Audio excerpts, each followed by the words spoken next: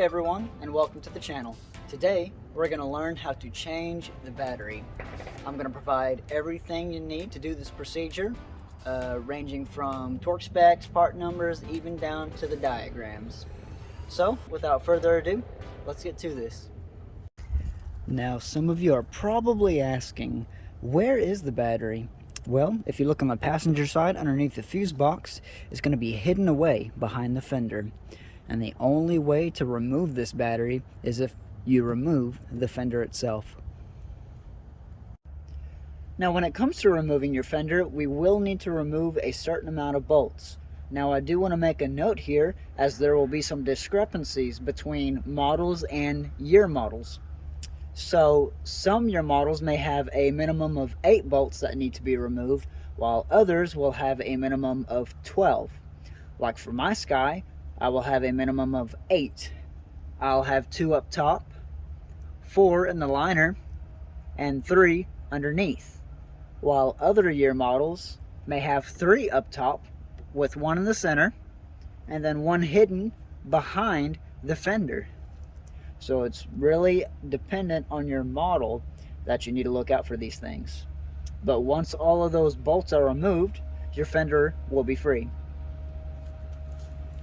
So to remove the top bolts, you will need a 7mm socket, and when you tighten these later on, it is only 10 Newton meters or 89 inch-pounds. Now I do want to make a quick note here as well. As you can see, I have a crack forming on the top of my fender. This is because the previous owner, when they replaced their battery or when they did work on the fender, they did not follow the torque specs, so they tightened it too much, and it began to crack both the paint and the fender itself. These fenders, they're not made of metal. These fenders are made of fiberglass, so if you're not careful, you can break them. So once again, it is 89 inch-pounds or 10 Newton meters. So when it comes to removing the inner liner screws, I do want to make another note, as there are more discrepancies depending on each year model. Some models will have a retainer screw, which pretty much looks like a Christmas tree. Others will have an actual screw. For the ones with retaining clips, you just need a plastic pry bar to remove those. But be cautious, as you may need to replace those, as when you pull them out, it bends them. For those with a screw, you will need a 7mm bolt, and it will be 10 Newton meters or 89 inch-pounds to tighten these back on. Once again, just like the fender, these can crack, so be careful not to over torque them. So when taking care of the 3 bolts underneath the vehicle, all 3 of these will be tightening to 10 Newton meters or 89 inch-pounds. As you can see, we have 1 bolt that's right here.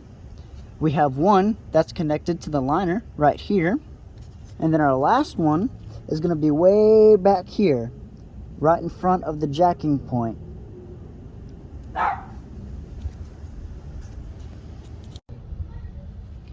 Now that our fender is out of the way, as you can see, we still have a couple of things in our way when it comes to removing this battery. One's going to be this metal frame here, and the other is going to be this metal bar. Now, according to the service manual, it says we only need to remove this metal bar to remove the battery.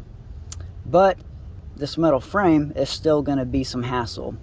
So instead of moving this bar, which its points for removal are way in the back here, I removed this frame.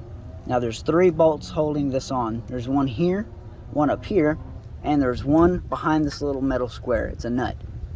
I find this to be much easier than removing this bar, and it gives you more access to the battery than if you just remove the bar. Now one note that I want to make here is this frame does have some play in where the fender sits. When you put it on and it's too far back, it can have a chance of hitting the door, and when you open it, the door, it can chip away at the inside of the fender. You don't want that. So whenever you put the frame back on, you may want to play with it a little bit so that you have it exactly where you want it. Now that our metal frame has been removed and later on will be tightened to 15 foot-pounds of torque, we have free access to our battery.